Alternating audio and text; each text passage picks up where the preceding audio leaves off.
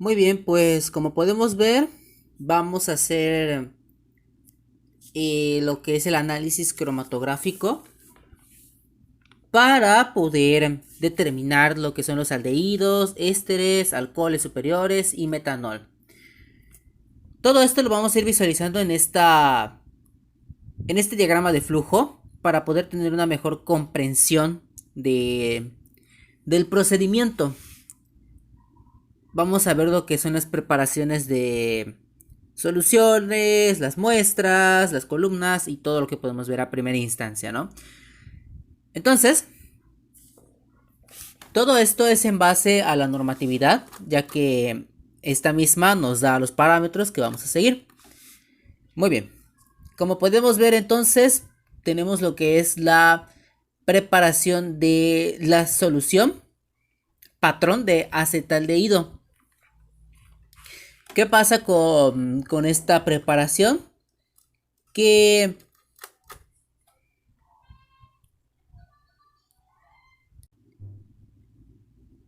en un matraz volumétrico de 100 mililitros vamos a llenar aproximadamente la mitad con etanol al 40%.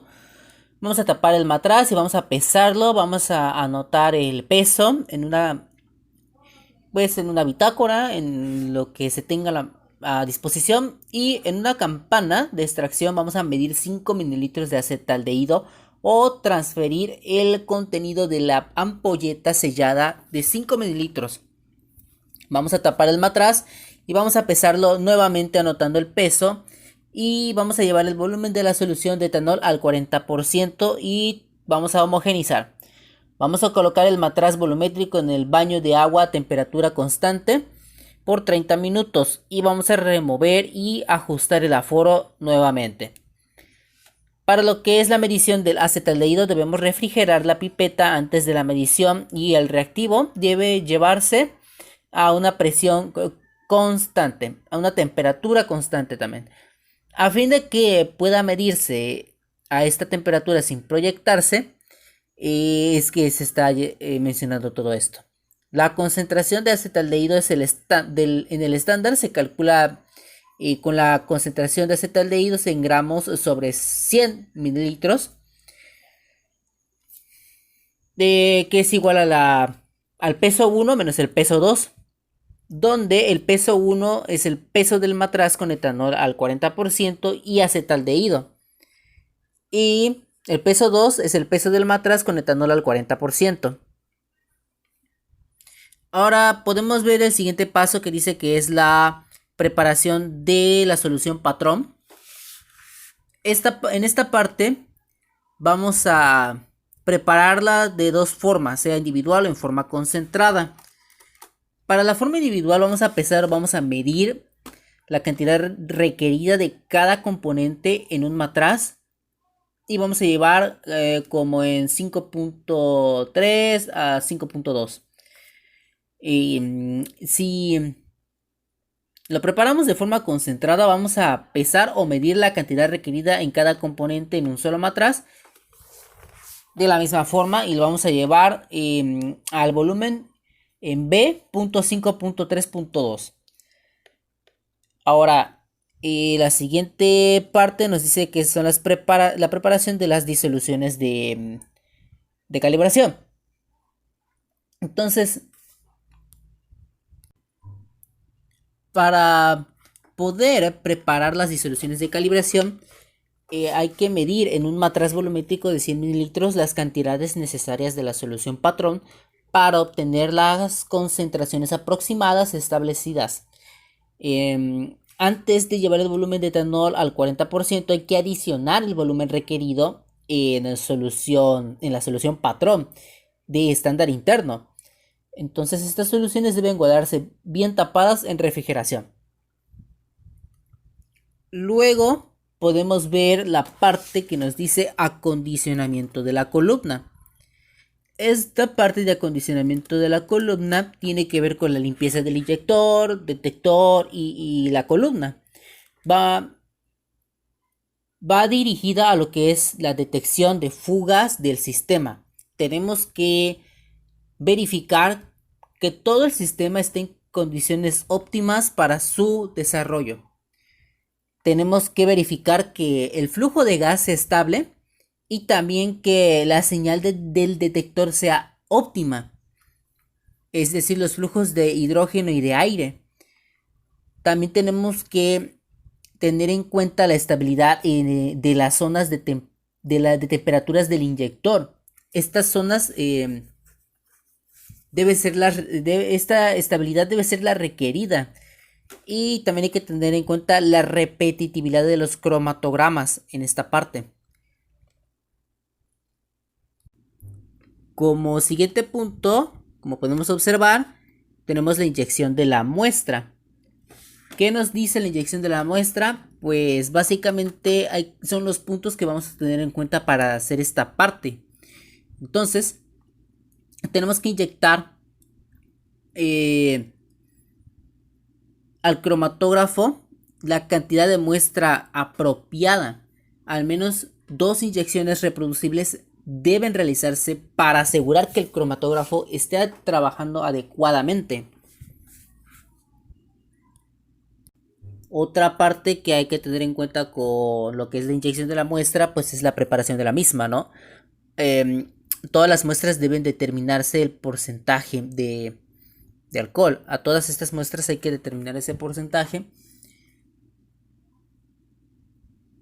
Y cuando el extracto seco de la muestra excede los 5 gramos sobre litros, hay que destilar como se indica en el método para determinar el porcentaje de alcoholes. Y se admite el uso de una precolumna o inserto, en cuyo caso no se requiere destilar. Entonces,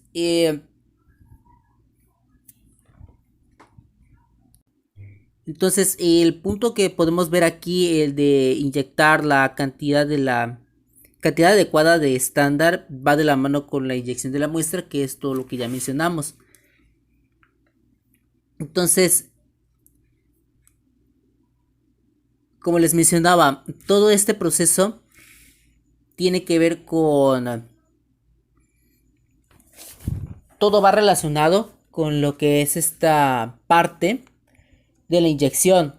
Es decir, si nosotros hacemos mal lo que es la parte de la inyección, todo lo demás no nos va a dar los resultados que esperamos. Tenemos que, como les mencioné, inyectar al cromatógrafo la cantidad adecuada de estándar o estándares para obtener los cromatogramas respectivos. Y enseguida inyectar al cromatógrafo la cantidad adecuada de muestra para obtener el cromatograma correspondiente. Eso es a lo que se refiere inyectar la cantidad adecuada de estándar. Entonces, después de esto, vemos lo que es la expresión de los resultados. Que estos resultados se expresan en mililitros sobre 100 centímetros, sobre 100 miligramos sobre 100 mililitros de alcohol anhídrido. Luego podemos ver que viene la parte de los cálculos. Y esta, pues, tiene que ver con el cálculo de áreas y relaciones de áreas. Entonces, tenemos que calcular el área correspondiente a I, que sería el área del pico del componente en el estándar de calibración, así como también al estándar interno. En cada cromatograma, de acuerdo a las tablas que ya están preestablecidas.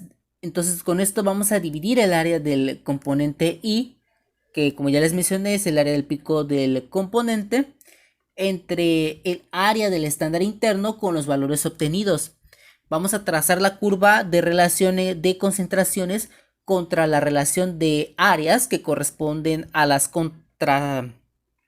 concentraciones esperadas. Esa es la parte de los cálculos. Y con el valor ZIP, que es la concentración del componente I, que ya les había mencionado, nosotros vamos a dividirlo entre el valor CE, que es la concentración del estándar interno. que ya obtuvimos para la muestra en la calibración. Entonces, conociendo la cantidad de estándar interno agregado a la solución de muestra estandarizada, podemos calcular la concentración del componente I en la muestra con la fórmula de SIP, que es igual a C por RG, donde RG es la relación de SIP sobre C, obtenida en la curva de calibración que previamente ya hicimos. Entonces, la parte de los cálculos nos va dando lo que son ya los resultados como tal. Y nosotros tenemos que procurar que estos mismos resultados sean repetibles, que sean reproducibles. Si no lo son, tendríamos que regresar al punto de inicio de la preparación de la solución patrón de acetaldehído, como podemos ver en el diagrama. En caso de que sí sean repetibles, los proyectamos en el cromatograma que nos brinda el mismo cromatógrafo, y así ya podemos observar cada una de las concentraciones que necesitamos saber para determinar la presencia y cantidad del analito de interés, que pues en este caso, como ya les había mencionado, pues son aldehídos, ésteres, alcoholes superiores y metanol, ¿no? El cromatograma nos va a arrojar la presencia y cantidad, vuelvo a lo mismo, de dichos analitos. Ese ya es para cerrar el proceso. Y es muy importante mencionar que también siempre el analista debe contar con todo el equipo necesario. Con todo el equipo necesario para las condiciones asépticas, para poder... puede sonar sencillo o algo que sin importancia, pero son eslabones que son muy importantes para el mismo proceso, como lo que son los lentes de seguridad, guantes, para el manejo de las sustancias tóxicas, porque como ya sabemos, pues el recurso más importante del laboratorio, de la empresa, pues es el analista, el que sabe manejar todo este proceso que ya les mencioné, el que sabe manejar el cromatógrafo. Entonces tiene que tener en cuenta la parte de su protección personal.